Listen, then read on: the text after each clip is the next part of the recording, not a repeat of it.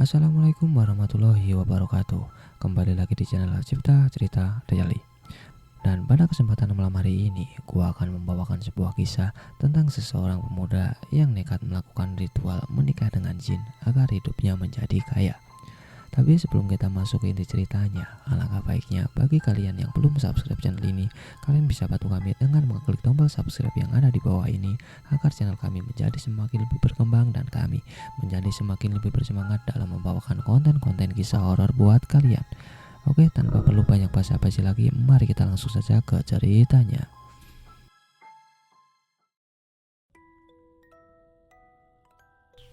Nama saya Ari. Tahun 2019, pada bulan September, saya mencoba yang namanya persugihan.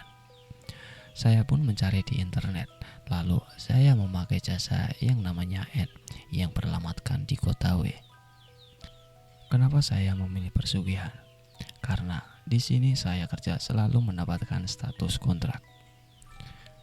Beberapa tahun yang lalu, aku bekerja di Kalimantan, anak perusahaan T yang membuat pabrik di sana. Setelah kontrak habis, saya balik lagi ke Jakarta dan mendapat proyek lagi dengan status kontrak lagi. Begitu dan seterusnya. Kemudian di tahun 2016, saya baru kerja 2 minggu di kota B sebelum akhirnya bapak saya meninggal pada 22 September tahun 2016. Kemudian pada bulan Januari tahun 2017, ibu sakit yang ternyata ginjalnya ada batu dan beliau harus dioperasi dan dibedah. Saya 3 bersaudara, saya yang paling tua. Adik kedua kerja di luar negeri dan istrinya orang Kalimantan tinggal di Kalbar. Jadi di rumah hanya ada saya, ibu, adik saya yang ketiga dan ponakan. Karena ibu di rumah sakit, adik saya yang ketiga cewek kerja. Jadi di sini saya yang menjaga ibu. Dan terpaksa saya harus resign dari kerja yang baru 6 bulan. Dan seketika itu uang pun habis buat operasi dan rawat inap. Suatu hari sekitar jam 5 sore, saya lagi di rumah sakit menunggu ibu. Adik mau jenguk juga, otomatis waktu itu rumah menjadi kosong. Dan aku bilang waktu itu, lampu garasi jangan lupa dihidupin ya. Kalau nyala pada saat masih terang, itu sama aja kasih tahu orang kalau rumah lagi kosong. Benar juga, pas adik udah mau di rumah sakit, tetangga ibu telepon. Rumah kami ada yang merampok. Tapi untungnya belum ada yang diambil karena ada tetangga yang mampir ke rumah mencari ibu. Dan perampok lorong ini buru-buru kabur. Dari situ saya mencari di internet sebuah batu akik yang berkodam agar bisa membuat pagar gaib di rumah. Dan beberapa tahun ke depan, keuangan pun memburuk. Saya masih belum dapat kerja. Saya pun mencari persugihan yang menumbalkan diri saya sendiri. Kalau menjual musuh, menjual keluarga, butuh hijau dan lain-lain, itu semua minta tumbal keluarga. Saya cari persugihan supaya ekonomi lebih baik. Kalau ibu atau adik saya meninggal, buat apa uang itu? Dan akhirnya saya pun memilih menikah dengan jin. Dan dari sini petualangan saya dimulai. Sekitar bulan September tahun 2019, saya pergi ke kota W memakai mobil pribadi bareng orang yang nawarin jasa persugihan ini. Saya jemput dia di kota B, terus ke arah timur, lewat tol, keluar dari gerbang tol W, terus diputar-putar supaya saya lupa arah ke tempat ritualnya nanti. Sorenya saya sampai di situ dan ritual dimulai sekitar jam 10 malam sampai jam 1 pagi. Awal ritual bukanlah dari rumah itu, tapi dari rumah lain dekat rumah itu. Dan di situ ada sesajen lengkap dengan ayam yang hidup. Sang juru kunci pun mulai membaca mantra. Saya di situ menghirup asap dupa di sesajennya, terus disuruh mandi kembang, habis itu menyembelih ayam. Saya nggak sendiri, ada orang lain yang ritual juga sama dengan saya. Dia ambil nikah dengan jin. Sebut saja namanya dengan nama Agus. Dia ini kemudian yang menjadi teman seperjuangan saya ke depannya buat mencari persugihan di tempat lain. Habis kami bermandi kembang, Terus kami diantar ke pemakamannya dekat kampung itu, naik 2 motor. Ya istilahnya minta izin ke sesepuh di situ. Yang tadinya kami pikir itu adalah ritual ketemu gaibnya. Habis dari makam, barulah mulai ritual inti. Dan ritualnya dilakukan sendiri-sendiri. Saya pun diantar di rumah tersebut. Di situ saya masuk kamar berukuran 2 x 1 meter. Saya pun dulu bersila dan di depan saya ada seperti batang pohon yang hangus terbakar. Di situ saya meski bakar dupa. Kamar itu pun ditutup. Aku merasa di situ sangat gelap banget. Saya nggak bisa lihat telapak kaki tangan sendiri. Saya pun mesti baca mantra yang sudah saya hafal. Di situ ada kata-kata singo untuk mayit, bla bla bla. Saya siap nikah dengan cucunya Eyang Senopati. Kemudian saya menunggu sekitar 1 jam. Gak datang-datang gaibnya. Dan juru kuncinya pun ngajak ke tengah sawah. Di pematang sawah, saya harus berada di posisi seperti orang yang lagi sujud. Saya tetap baca mantra. Padahal pas saya lagi sujud, teman si juru kunci datang entah dari mana pakai kain serba hitam. Pas saya bangkit, kelihatan gaibnya? Tanya si juru kunci itu. Saya yang belum pernah sekalipun lihat gaib merasa heran. Di depan mata saya, jarak 3 meter, ada sesosok wujud seperti orang bercadar, tapi matanya gak kelihatan. Semuanya serba hitam, suaranya seperti mak lampir, yang intinya dia meminta sebuah syarat. Saya harus melek 3 hari 3 malam, dan saya bilang gak sanggup. Akhirnya dia minta ruang kamar buat pengantin, kaun pengantin, dan ayam songgo bumi. Selesai ritual di sawah, aku pun kembali di rumah. Di situ pun aku nampak kelihatan lesu. Kemudian dia bilang lewat WA. Dia pun ngomong, katanya kita kena tipu. Total uang keluar buat ritual itu sekitar 9 juta. Dan emang beneran ketipu. Saya pun tahu setelah 2 minggu kemudian. Soalnya syarat ayam jago songgo bumi susah dicari. Dan kalau ketemu pasti si juru kunci itu cari-cari alasan yang intinya bukan ayam yang dimaksud. Kami pun dikasih batas waktu 7 hari. Dan kalau syarat belum ada, perjanjian pun batal. Dan juru kuncinya bilang kalau ngulang lagi berarti bayar lagi.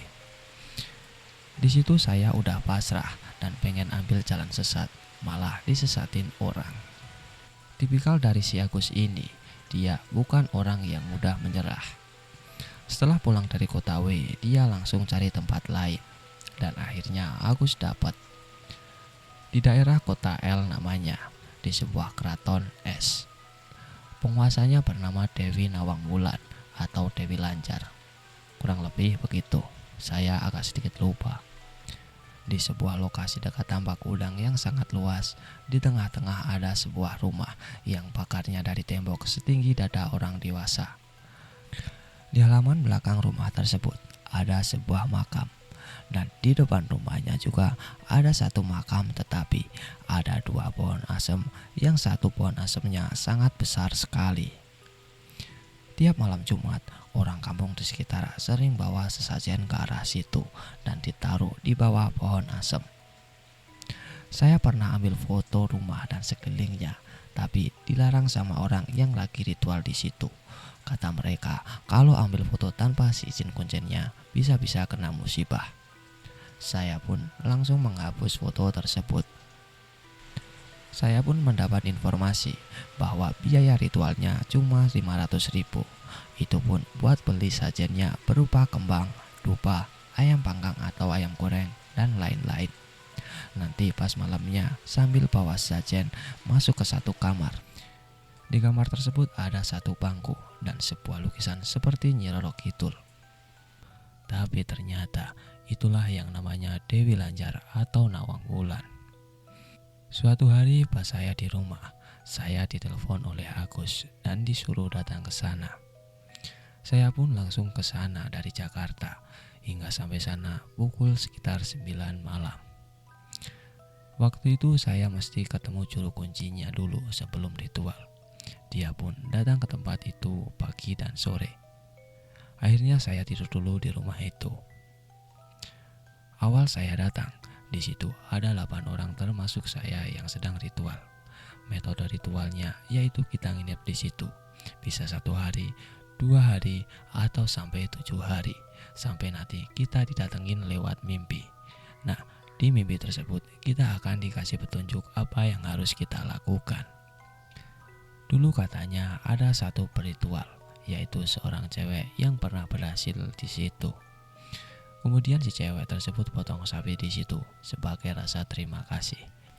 Makanya si cowok pengen ikut ritual itu juga.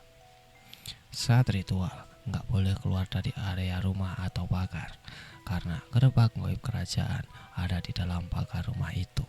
Dan apabila keluar dari rumah itu, maka si juru kunci nggak mau menjamin kalau ada apa-apa di area luar rumah. Katanya pernah ada seseorang yang ritual di situ, dan konon katanya juga pernah diganggu pas ngerokok di pinggir jalan depan rumah. Lampu mobilnya yang terparkir nyala dan mati sendiri berkali-kali, hingga akhirnya mereka kabur ke dalam rumah. Ada juga pas satu orang laki-laki, ia mencoba bersemedi di halaman belakang, dan gak lama dia pun berteriak. Katanya di depan dia berdiri ada makhluk tinggi hitam menghardik dia. Woi. Di situ saya dan Agus kenalan sama yang lain, ngobrol-ngobrol. Dan ada sepasang suami istri yang lakukan ritual, yang salah satu pasangannya itu adalah seorang pengusaha bawang merah asal kota.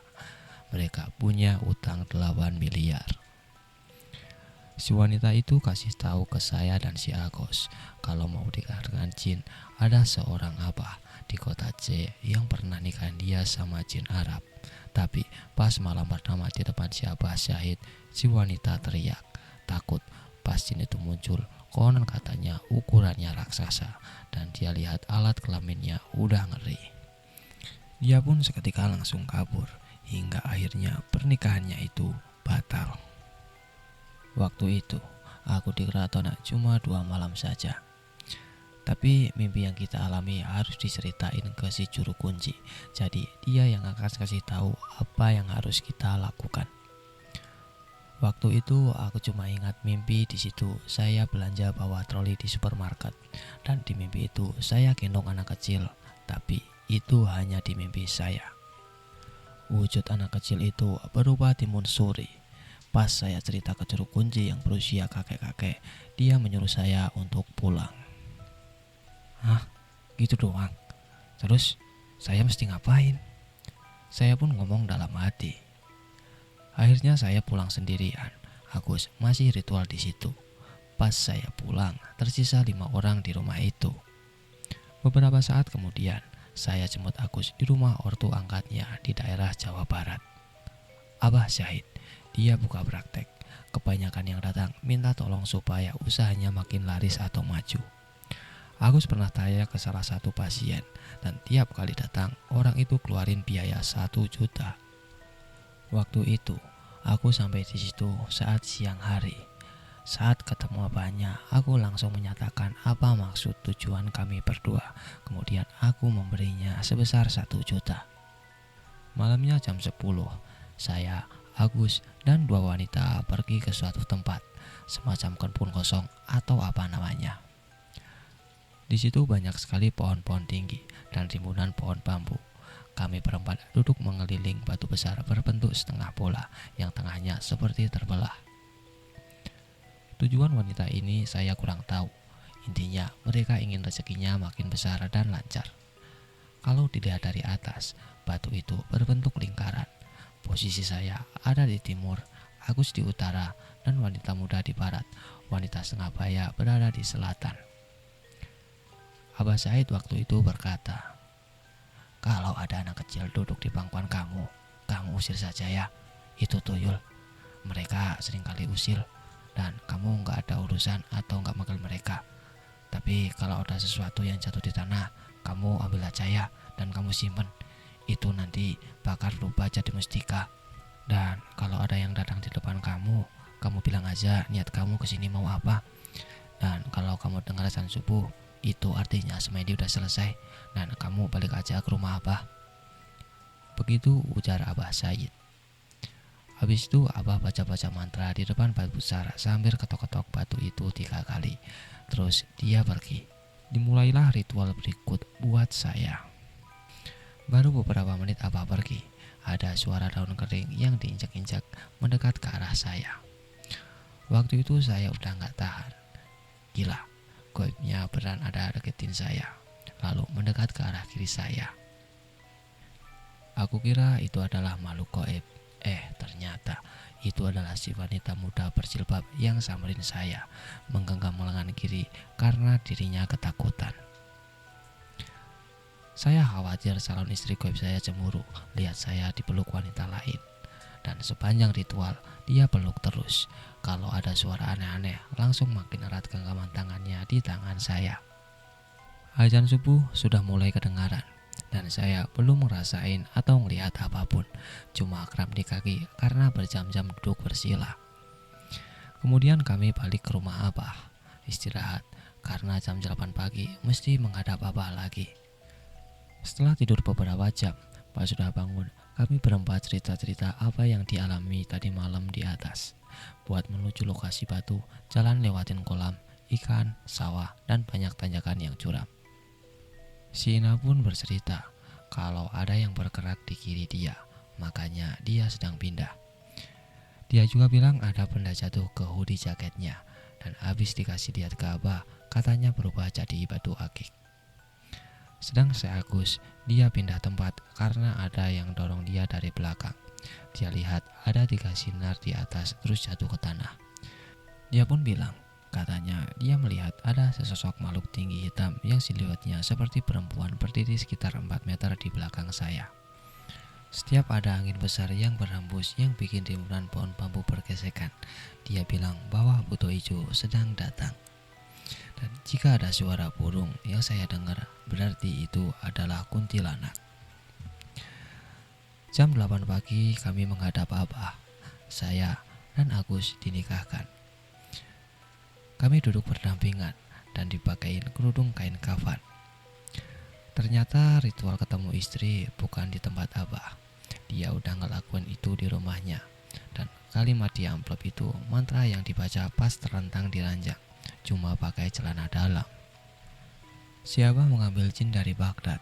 Saya ambil segenggam tanah dari sekitar batu tempat semedi dan diberi seplastik air putih yang nanti di rumah masing-masing meminumnya sedikit dan sisanya disiram ke tanah yang dibawa tadi. Saya pun terpaksa bobol lantai garasi karena tanah dari batu itu harus disiram di pekarangan rumah di dalam pagar. Ibu saya nggak curiga karena saya bilang itu buat jagain rumah dan ada hubungannya sama batu kaki berkota macan yang sudah saya punya. Saya coba malamnya di kamar, terlentang, gak boleh miring, tidur gak ngapa-ngapa karena nanti akan dibangunin oleh si Turmi. Tapi gak ada hasil. Akhirnya saya bolak-balik ke Kuningan ketemu Abah karena Abah gak pegang HP. Saya konsultasi kenapa belum bisa ketemu Turmi dan kata si Abah, pas ritual gak boleh pakai AC atau kipas angin. Katanya jin yang gak bisa ke kamar saya yang letaknya paling belakang. Soalnya pas jin itu muncul dari lubang di garasi terus mau ke belakang, dia ditahan oleh sesuatu. Dan Abah bilang ada sesuatu yang ditanam di rumahnya. Bentuknya gede, gendut, kayak gorila, tapi mulutnya panjang mirip tokoh wayang, Tokok. Saya bujuk si Abah Said supaya bisa pakai salah satu kamar di rumahnya buat ritual. Setelah saya mampu beli rumah sendiri, baru saya bisa ritual di rumah sendiri. Karena gak bisa ketemu di rumah yang sekarang, saya ritual di rumah Abah sambil pakai kain kafan sebagai selimut. Gak lupa saya bawa manisan delima permintaan si Turmi. Saya pun ketiduran sampai pagi, gak ada hasil yang terjadi. Saya pun merasa kecewa lagi. Tapi Abah bilang Turmi datang cuma halus-halus pipi dan badan saya saja, sempat cicipin delimanya. Pas saya masih di rumah Abah, Agus datang. Sama kayak saya, dia belum ditemui oleh si Turmi. Tadinya saya pikir Turmi itu adalah sebuah nama. Ternyata itu adalah nama jenis jin. Abah bilang begitu katanya. Turmi ini sejenis siluman ular seperti Nyi Blorong. Badannya setengah ular dan manusia. Agus ini, selain dia pantang menyerah, dia juga nekat. Mau anaknya atau istrinya buat tumbal, dia udah siap. Dulu, Agus ini pernah dipenjara terkait kasus narkoba antar pulau. Gak cuma nikah dengan Jin, Buto Ijo, Nyi Roro Kidul, bahkan Nyi Blorok. Dia pun siap menjalani semuanya. Tiba-tiba dia ngajak ke Jogja, ke pantai selatan. Setelah berdebat, akhirnya saya setuju. Dan kami pun berangkat dari sini menuju ke Jogja. Alhasil, kami pun nginep semalam di Jogja dan baru esoknya baru pergi ke pantai. Sebelum kami ke Parangkusumo, kami sempat mampir ke wisata alam air terjun. Tapi wisata itu udah tutup karena nggak terawat. Katanya di situ sejenis siluman ular tinggal, mungkin Nyi Blorong. Tapi pas saya ajak semedi di situ, Agus menolak. Agus nggak berani karena nggak ada juru kuncinya. Takut kalau goib di situ jahat malah mencelakai dia. Dan pas kami sampai ke B, kami pun mencari dan bertanya kepada orang-orang. Hingga akhirnya kami ketemu orang yang kenal seseorang yang bisa membantu ritual di pantai selatan. Kita sebut saja dia dengan nama Mbak Marti. Dia pun tinggal di pantai B. Kenalan Mbak Marti ini batu-batu urus sesajennya. Saya pun keluar 500.000 buat sesajennya, berupa ayam bakar, pisang raja, nasi uduk atau gurih, dan lauk pauk kembang 7 rupa. Sebelum ritual dimulai, kami berdua datang ke suatu sendang di dekat Bukit Paralayang. Katanya di situ tempat jagat tingkir atau jagat tarup ketemu 7 bidadari, dan di situ saya mulai mandi. Terus oleh juru kunci di situ didoain pakai banyak dupa. Sampai sisa kami berempat, saya, Agus, Pak Marti, dan yang urus sajen pergi ke pantai paling barat di daerah Jogja ini, dekat pantai B. Kami pun sempat baca-baca mantra, buang kembang ke laut, makan sesajennya rame-rame. Habis itu kami berdua ditinggal di situ. Mbak Marti bilang, kamu kalau mau duduk boleh, tidur juga boleh. Kalau ada yang nyamperin kamu, tanya aja kamu mau kasih apa ke saya. Dan apapun yang datang, kamu tetap diam dan jangan lari. Bentuknya macam-macam dan juga aneh. Ada yang berbadan manusia, kepala hewan, atau badan hewan, kepala manusia, atau kepala aja menggelinding. Tapi gak apa-apa, tanyai aja dia. Kami berdua pun menjawab dengan kata siap. Dan goibnya suka datang pas bulan tertutup awan, jadi keadaan gelap. Kalau bulan cerah atau awan gak tertutup awan, keadaan terang, mereka gak bakal datang. Makanya setiap kali bulan tertutup awan, saya lebih siaga. Tapi lagi-lagi gak ada apa-apa sampai azan subuh. Dan akhirnya saya pun kecewa lagi. Malam kedua kami pun mencoba lagi. Cuma beli kembang 7 rupa dan pindah tempat, lebih ke arah timur. Tapi gak terjadi apa-apa lagi sampai subuh. Malah gak bisa konsen semedi karena banyak orang yang cari yuyu di pantai. Saya sudah putus asa dan langsung pulang ke Jakarta. Tapi Agus masih di situ dan coba ritual yang berbeda. Dia disuruh jalan kaki dari ujung pantai A menuju ke pantai B. Jalannya bolak-balik sekuatnya, yang katanya ntar ada yang samperin dan lu ajak ngobrol. Itu goib yang nyamar jadi manusia. Atau bahkan yang disamperin berwujud hewan, entah ular atau apa. Tapi katanya lagi, Agus nggak ketemu apa-apa. Sebenarnya Mbak Marti bisa nemuin kami sama goib di situ, tapi dia nggak mau. Kami disuruh cari sendiri. Mungkin kalau dia yang cariin, dia juga yang kena dosanya, katanya. Mbak Marti pun bilang kalau di pantai selatan itu malah banyak goib buangan yang udah nggak dipakai lagi sama majikannya. Itu yang sering menyesatkan manusia. Agus dan saya pun membatin. Aduh, beli neraka aja susah banget sih. Pernah satu kali saya datang lagi ke Abah Sayyid karena udah berkali-kali gagal ketemu si Turmi. Abah menyarankan saya untuk kembali ke batu itu untuk semedi lagi. Dan sialnya tak ada orang yang sedang datang di rumah Abah sebagai pasien. Otomatis saya akan sendirian semedi di batu itu. Dan saat ini saya udah tahu apa yang ada di dekat batu itu. Waktu itu saya menunggu sampai jam 10 malam. Dan waktu Abah Said mengantar saya ke batu, akhirnya sekitar jam 10 kurang. Pikiran saya berdebat, semedi enggak ya. Kemudian saya pun memutuskan buat ke Jogja saja, buat ketemu Agus yang sedang menjalankan ritual di sana bersama Mbak Marti. Oh iya, saya dan Agus waktu itu kembali ke tempat Abah Said pada siang hari. Kami pun berinisiatif untuk melihat tempat ritual itu pada saat keadaan terang. Pas kami sampai di batu itu, kami lihat sekeliling, dan seketika kami berdua kaget. Ternyata sekitar 20 meter di belakang posisi waktu saya semedi pada malam itu adalah lokasi pemakaman. Layoutnya nggak peraturan seperti pemakaian di pelosok kampung. Agus pernah cerita ke ibunya soal pencarian persugihan ini. Ibunya malah pernah bilang kalau memang mama yang jadi tumbal itu nggak masalah, asal kamu sama anak istrimu bahagia. Karena kami pernah dengar kalau mau cari pesugihan, keluarga mesti izin dulu. Nggak tahu itu benar atau enggak.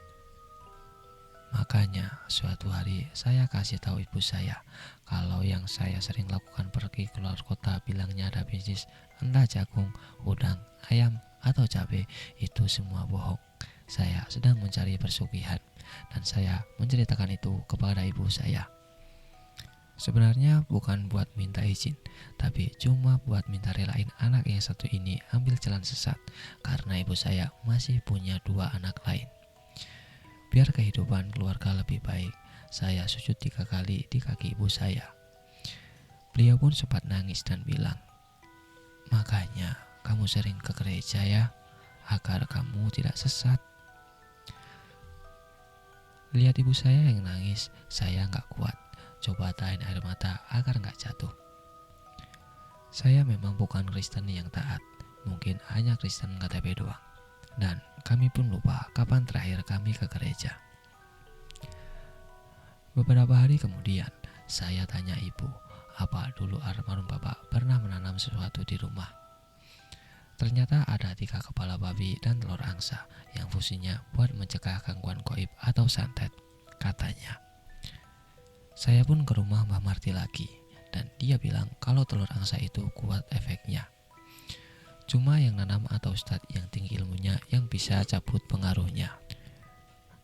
Kami pun datang ke rumah Suhu. Jadi si Suhu ini adalah temannya si Agus. Dia punya kenalan yang namanya Ustadz B, yang mungkin bisa bantu soal nikah dengan jin. Saya pun dikasih nomor teleponnya.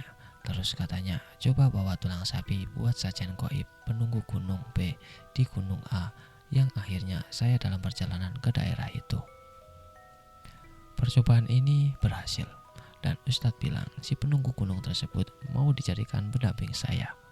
Tapi cuma pendamping, dan dia akan bantu apapun usaha saya. Ustadz ini mau bayar 400 kilo tulangnya ke penjualnya. Saya pun ikut, dan dia bilang tulangnya udah dibawa ke gua tempat tinggal penunggu gunung tersebut. Gaib ini adalah ratunya yang bernama Rangmanik. Sampai di rumah penjual tulang, saya mulai ragu, kayaknya saya kena prank lagi. Soalnya sebelum ke tempat itu, saya dengar kabar dari kenalan Suhu kalau si Ustadz ini sering mabuk, dan akhirnya saya tahu kalau telur dan botol itu cuma trik menggunakan jin. Dan ini saya tahu dari Abah Slamet. Dan alhasil, beberapa hari kemudian, tiap Ustadz itu telepon saya nggak pernah angkat, karena dia punya hutang tulang yang 450 itu dilunasi supaya keinginan saya terkabul. Bodo amat. Sebenarnya pas masih di Abah Said, pengen pergi ke namanya Abah Slamet, tapi nggak tahu kenapa pergi ke Jogja dulu. Awal Desember tahun 2019, saya dan Agus ke rumah Abah Soleh, seorang ustadz tapi punya kemampuan berkomunikasi dengan gaib yang seakan saya kunjungi nanti. Abah Slamet ini tinggal di daerah A. Rumahnya nggak terlalu jauh dari kompleks goa. Dia bilang kompleks karena ada 40-an goa di gunung itu. Saya malah sebutnya bukit. Sebelum saya ke sana, Agus udah lebih ritual dulu di salah satu goa di sana. Dan gini kisah si Agus. Jujur, gua pergi ke sana mengutarakan maksud kedatangan gua. Apapun gaib yang ditawarin, gua usahain mau nerima. Entah itu pesugihan buta ijo, dono gaib, nikah jin, tuyul, gua terima. Yang penting gua bawa pulang ke rumah udah berhasil. Dan biaya sesajen cuma 900.000. Itu termasuk mani kembang. Akhirnya juga diberi minyak bisik atau apalah namanya. Dan sebelum maghrib gua mandi kembang, terus pergi berdua sama Abah Slamet naik motor menuju salah satu gua di kota A, kawasan gunung itu. Guanya besar sih, dan gua duduk di atas batu. Waktu itu keadaan gelap total, gak bisa lihat telapak tangan gua sendiri. Dan di samping ada suara kresek-kresek, kurang lebih seperti suara tikus lah.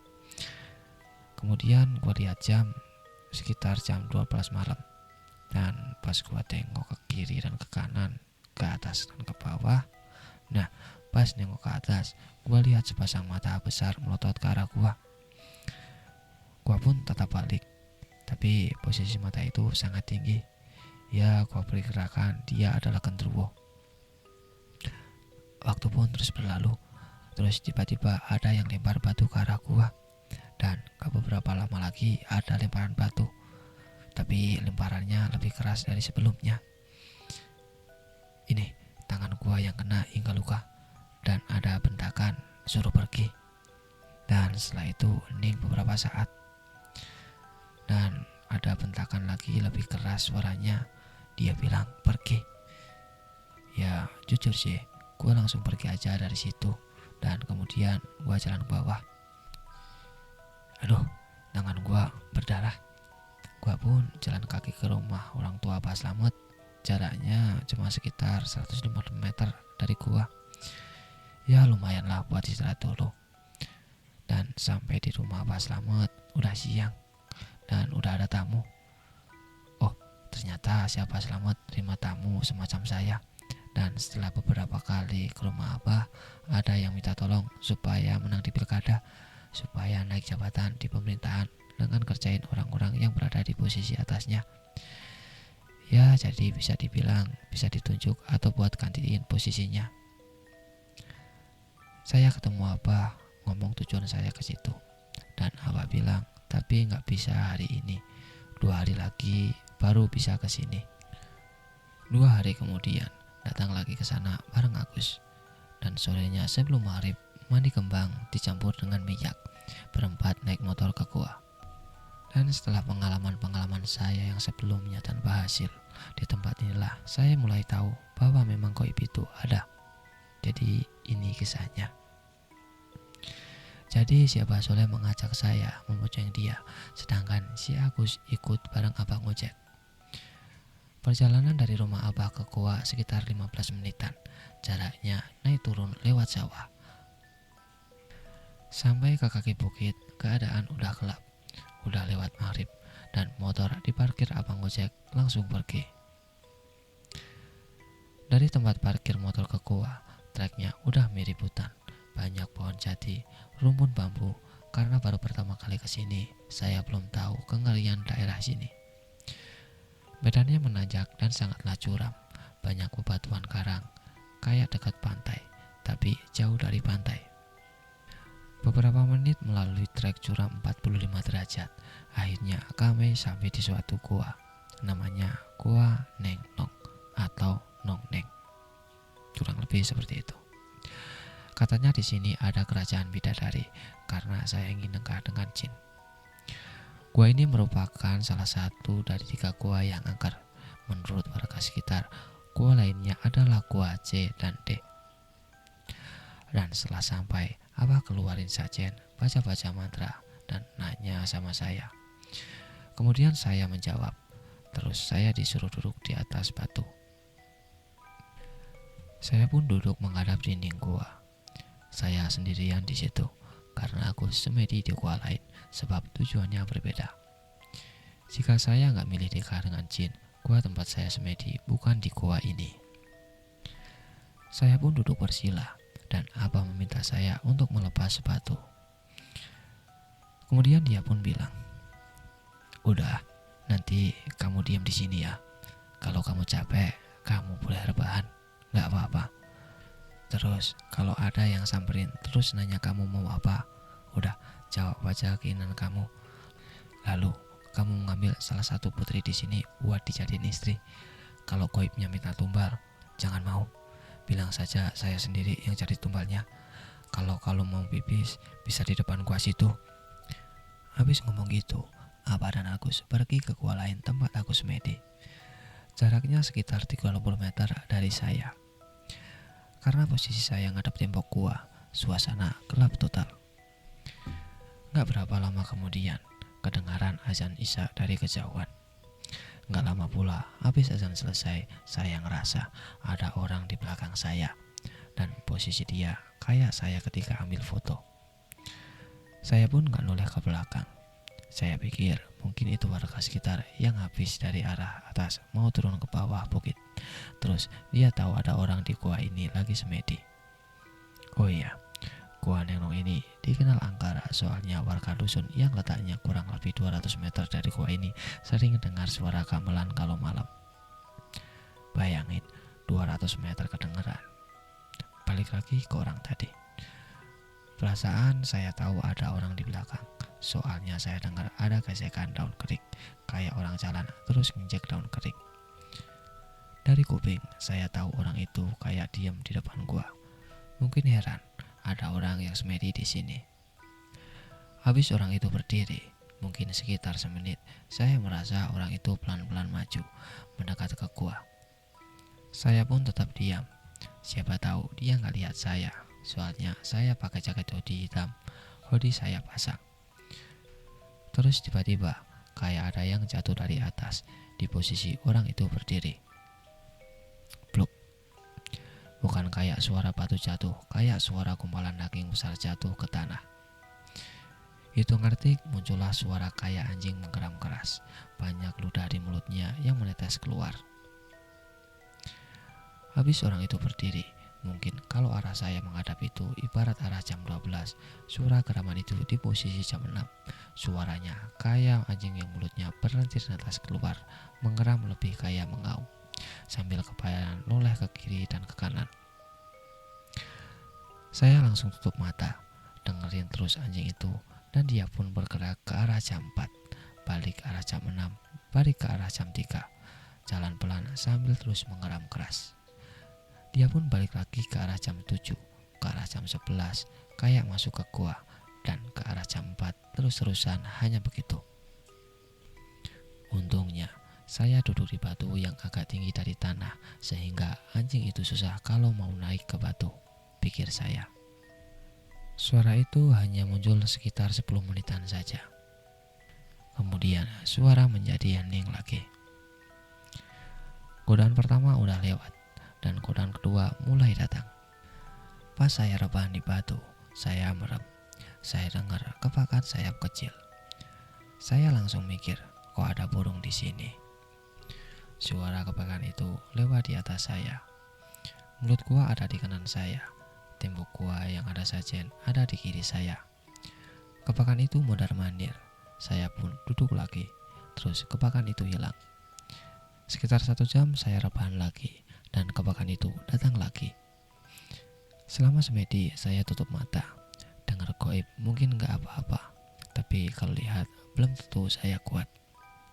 Pas saya masih rebahan, kepakan itu berhenti di atas kuping sebelah kiri. Dan kepakannya makin keras. Terus saya balik duduk lagi, dan kepakan itu langsung hilang. Saya lakuin percobaan. Hasilnya setiap kali saya rebahan, kepakan itu muncul di atas kepala, yang artinya dia gak suka kalau saya rebahan, maunya saya duduk. Begitu kesimpulannya. Suatu saat saya pun mendengar kayak ada gerakan orang dari atas gua di arah depan saya duduk. Kurang lebih sekitar 3 meter menghadap ke arah sajen. Oh, ternyata goibnya datang. Di pikiran saya kayak gitu. Saya pun kembali diam, gak ngapa-ngapain. Orang itu mengambil sajen, mirip suara orang yang ngambil menu makanan. Saya pun tetap merem, khawatir kalau melek saya bisa melihat bentuknya. Saya cuma bisa dengerin orang itu makan sajen, dan entah berapa lama orang itu habis ambil sesuatu di sajen, kayak ada bungkusan dilempar keras ke arah saya. Bungkusan itu ada di depan kaki kiri saya. Waduh, goibnya gak suka sajen kah? Terus goibnya itu mondar-mandir di depan saya. Kadang habis ambil sajen, dia mundur 2 meter di depan saya. Saya dengar dia mengunyah. Terus dia pergi. Nanti balik lagi ambil sajen. Lalu mundur lagi. Cari tempat nyaman buat nikmati sajen. Gitu terus sepanjang malam.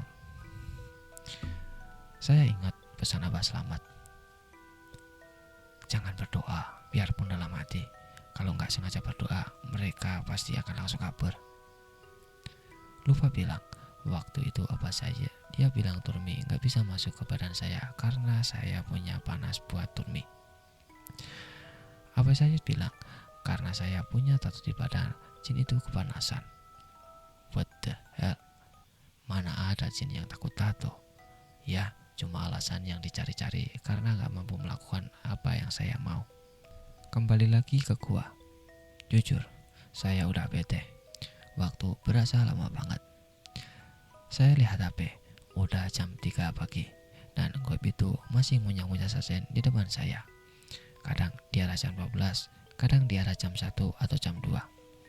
Kok dia nggak nanya-nanya apa tujuan saya kesini? Jujur, saya pun gak sabar. Kemudian saya tanya goib itu. Punten, saya Ari. Nama kamu siapa ya? Semua saya tanya, tapi dicuekin. Azan subuh kedengaran. Mestinya saya tetap stay di gua sampai ada yang nanya saya mau apa di gua. Biarpun berhari-hari, tapi saya keinget waktu dia pas sajid. Kalau azan subuh artinya udah selesai. Waktu udah mepet. Pikir saya tanya lagi goibnya. Dia lagi di depan saya. Lagi-lagi gak ada jawaban. Mana aku sering BA saya, tanya udah selesai apa belum. Ya mungkin cuma saya dan Agus orang yang semedi sambil BA-an. Mau gak mau saya keluar dari gua. Sambil pakai sepatu saya bilang, Punten ya, saya mau keluar, udahan dulu. Kamu itu siapa ya, kok diam aja? Ya udah, saya keluar ya. Punten permisi. Saya turun dari batu, jalan keluar gua. Saya masih bisa dengar gerakan goib itu, kayak orang lagi melakukan aktivitas apa gitu. Saya jalan, treknya menurun curam. Suasana masih gelap. Kemudian saya nyalain senter. Saya pun telepon Agus, tanya posisi dia ada di mana. Terus dia samperin saya. Kami pun jalan berdua menuruni bukit ke rumah orang tua si Abah Selamat buat istirahat sebentar di sana. Gak beberapa lama, saya dibonceng motor sama adik iparnya si Abah pulang menuju rumah Abah Selamat. Sampai di rumah Abah, saya ceritain semuanya ke Abah apa yang saya alami. Dan di situ saya tahu kalau suara anjing menggeram itu adalah genderuwo. Jadi si genderuwo itu cuma bawaan dari kerajaan itu. Dia cuma mau muji. Saya pun mangkut-mangkut. Terus goib yang mondar-mandir makan sajen, kata Abah itu adalah memang perempuan. Dan perempuan ini adalah siluman kelelawar. Menurut si Abah, ritual saya bisa dibilang gagal karena saya udah keluar gua sebelum ketemu goib yang nanya maksud kedatangan saya. Ya, gagal maning. Sebelum ke rumah Abah, saya sempat bareng ke Agus balik ke gua buat lihat kondisi gua pas keadaan terang. Saya pun kaget. Di depan saya ternyata nggak ada rongga gua. Berarti si genderuwo dan siluman itu mondar-mandir menembus dinding gua. Dan posisi sajen masih tetap rapi dan utuh. Cuma ada satu bungkusan yang ada di tikar. Berarti beneran ada yang dilempar ke arah saya. Dan juga goib makan sajen cuma ambil sarinya aja. Itu yang saya simpulkan. Mempersingkat cerita ritual pertama ini, saya gagal dan saya coba lagi di gua yang sama. Beberapa hari kemudian saya datang sendiri ke Abah dan waktu itu ritual pas malam Jumat. Saya pun ditemui oleh siluman, tapi waktu itu 3 siluman sekaligus yang datang. Semuanya laki-laki dan lebih beringas nikmati sesajennya. 2 malam saya semedi di gua, tapi tetap gak ada yang nanya. Si Agus udah berkeliling di tempat lain dan coba di Gunung Z. Ritual uang gaib. yang mesti harus potong kepala kambing hitam, dan ketemunya dengan grandong kayak genderuwo anak buah malampir di TV. Tapi tetap gagal, dan coba lagi ke Batu J, ke Batu W, dan ke Sungai Citarum. Pernah suatu ketika pas Agus Medi disamperin makhluk hitam setinggi besar. Dia minta tumbal 3 orang, ibu Agus dan 2 anaknya. Yang pertama ada yang terakhir, tapi Agus menolak. Awalnya saya punya keberanian melakukan ritual. Saya nggak takut dengan bangsa jin dan sejenisnya. Cuma pas setelah baca-baca cerita horor Twitter, nyali saya langsung menciut drastis. Kalau diajak ritual lagi, saya menolak. Banyak sekali jenis-jenis pesugihan. Saya tahu metode kerjanya, apa yang harus dilakukan, tumbalnya siapa saja. Saya lagi nggak minat cari pesugihan, dan Agus minta saya anterin ke daerah MCC. Dia mau ke tempat Abah Aklis. Agus mau coba uang balik. Ya, saya anterin aja. Dan sesampainya di sana, ngobrol dengan Abah Aklis. Saya pun tertarik mencoba uang balik. Saya pikir coba aja, nggak ada salahnya. Dan ini persingkat cerita, kami pun gagal lagi. Agus pun udah pesimis dengan si Abah Aklis. Agus udah coba 1 kali, saya coba 2 kali. Karena saya pikir cara ini nggak pakai tumbal, tapi tetap aja gagal. Akhirnya saya memutuskan untuk istirahat dulu sementara. Saya tidak seagresif Agus dalam mencari pesugihan. Jika ada kesempatan atau tawaran yang menurut saya bagus, saya akan coba lagi, tapi tidak di tahun ini.